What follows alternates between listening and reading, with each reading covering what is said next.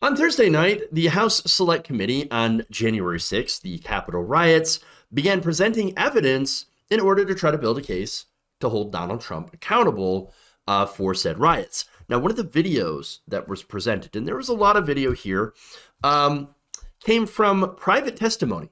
So the first one that was shown was actually Trump, former Attorney General William Barr. So now he resigned prior to the Capitol riots and then had pushed back, of course, against the claims of mass voter fraud, definitely showing a rift between he and Trump, saying that the Department of Justice had no evidence of mass voter fraud or any election fraud, which, of course, undermined Trump's legal efforts. His lawyers, Rudy Giuliani, Jenna Ellis, the Kraken lady. Yeah, you know, it undermined their efforts in several key states. Now, the other thing, of course, that undermined their efforts is the fact that they had absolutely no evidence. And so now, that said, I'm going to show you a video here. And the video I'm about to show you really does make it clear how William Barr felt about trying to overturn the 2020 election. No, just what I've been through. I had three discussions with the president that I can recall. One was on November 23rd, one was on December 1st, and one was on December 14th. And I've been through sort of the give and take of those discussions. And in that context, I made it clear I did not agree with the idea of saying the election was stolen and putting out this stuff, which I told the president was bullshit. And you know, I didn't want to be a part of it, and that's one of the reasons that went into me deciding to leave when I did. I observed, I think it was on December 1st, that, you know, how can you can't live in a world where the incumbent administration stays in power based on its view, unsupported by specific evidence, that there was fraud in the election. All right, so look, William Barr, not somebody I thought would be honest. Weird.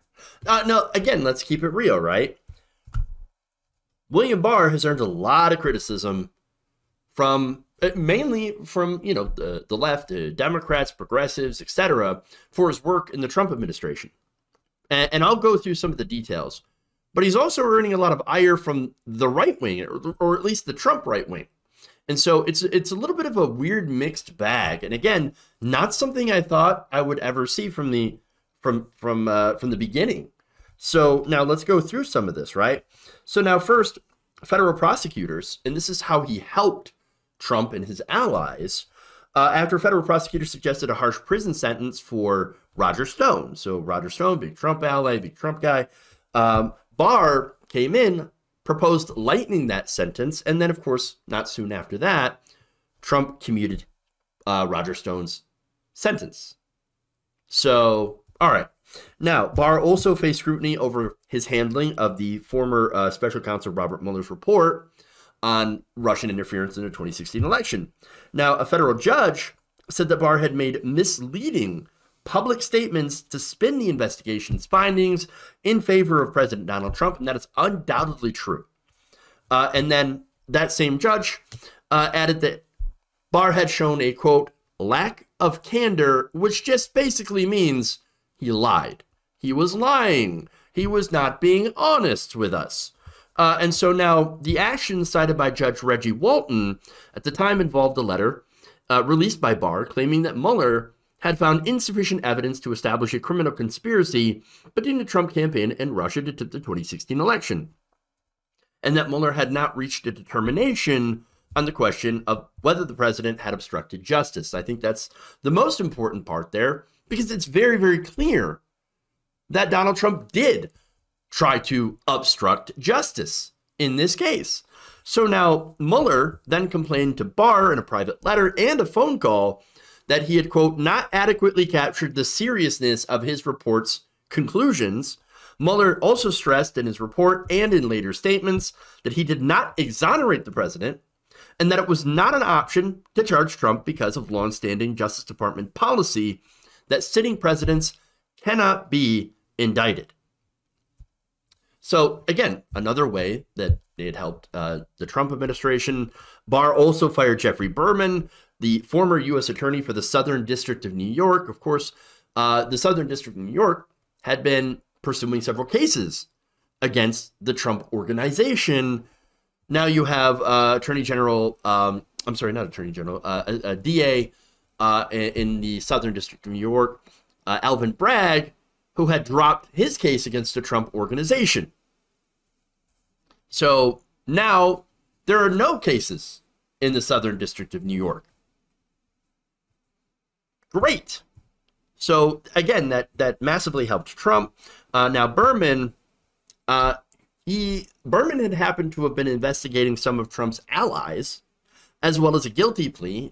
He had actually gotten the guilty plea from Donald Trump's former fixer, co-conspirator in the Stormy Daniels payoff case, Michael Cohen.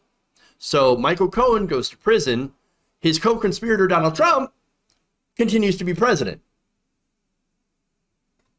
So that's all the ways, and not even all the ways, that's just some of the ways that William Barr had put his finger on the scales to try to help and protect former President Donald Trump. That said, there's one thing that did get Trump's ire, other than, of course, admitting the truth and the fact that the election was not stolen.